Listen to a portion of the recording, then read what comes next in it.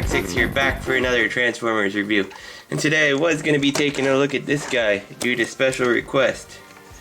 But, as you may be able to tell, I have a cold, and frankly, talking as long as it's going to take to talk about him is just not going to feel real good. So, we're going to forego this review until next week. And instead, I will be focusing on something simpler. We will be looking at the Impossible Toys animated figure set. And these are loaned to me by my friend Daniel, Bellyboy, on TFW 2005. So he loaned these to me and said I could do a review on them. So I figured while I've been doing this Impossible Toy streak, let's see how they fare up. So let's just bring out some animated figures here, just to put them in perspective. And right there we've got the Wingblade Optimus, the Voyager, and the Japanese Voyager Bulkhead, who is just drastically too small. But these guys are going to be my animated size compares for this review. So let's open up these figures and see what we've got. So in the typical Impossible Toys style, this is essentially just a piece of paper, a little higher grade piece of paper printed with an inkjet. You can you can probably see the graininess of the picture there. I don't believe it's a laser jet. It's even got some smudges that look like whoever was cutting it out was eating something when they did this. And this is typical for all of them. So TFA-01 is Sari, TFA-02 is Fanzone, and TFA-03 is Professor Isaac Sumdac. So here we've got the actual figures here. And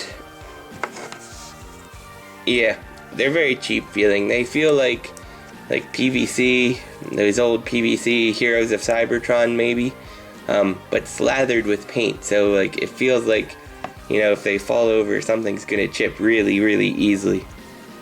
You'll notice that the paint colors are they're very off. Sari and her dad are both very, very, very dark skinned, and they're not really that dark skinned in the TV show.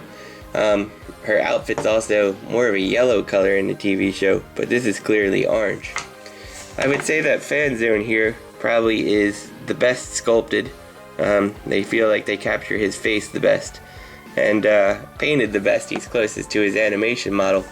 But that's not saying much when you look at the sides of the head and see where paint has gone missing, or like the top here. I'm not sure if it's going to show up, but it's actually like the blue that his outfit is showing through the top. So maybe this is the color it was sculpted in. I'm not sure. But he's the best in my opinion. And we'll put him next to Optimus Prime so you get a size comparison. Really, they are fairly in scale with the animated line, aside from Bulkhead, who's just way out of scale with the animated line. Now this is Isaac, and he trades his vacant look for some, makeup that goes around his eyes there, like he's a prostitute trying to work the streets late at night. But he's at least the second best. He's pretty well sculpted. His head's a little bit flat. He's okay, I guess, but again, not much you're gonna do with it. And this is Sari, and Sari's where it goes entirely wrong. I mean, just look at her face. She looks like she's having a stroke or something.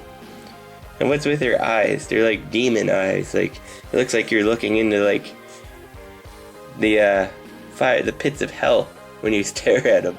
I don't know what the deal is. He at least got her key though, and that's kind of a cool thing.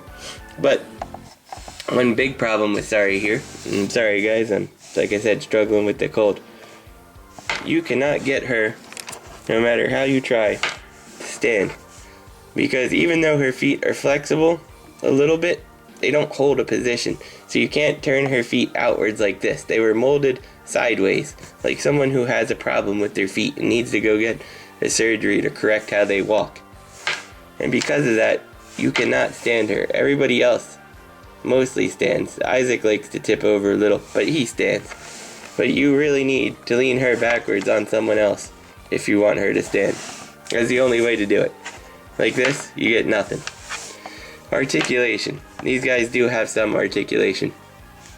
let's start with Sari because we're looking at her. Again, nothing in the legs.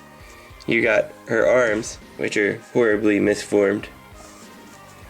And they go up, but because of the joint that she's on, they tend to like drop down a little bit here. But you can get something like that if you really like the a zombie Sari look. I guess you could go whoa, whoa. Anyway, whatever.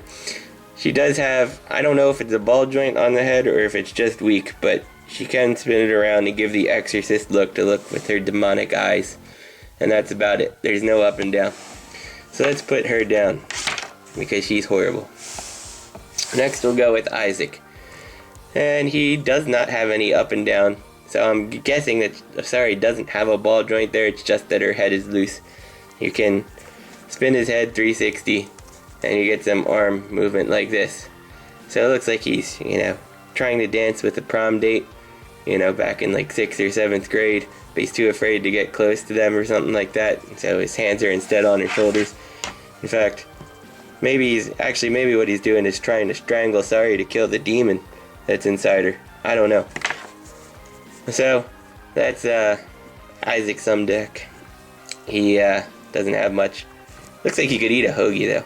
We could get him we're a sub for you people who are not of East Coast origin. But yeah, it's kind of worthless. And finally Fanzone, who can do the head spin and the arms.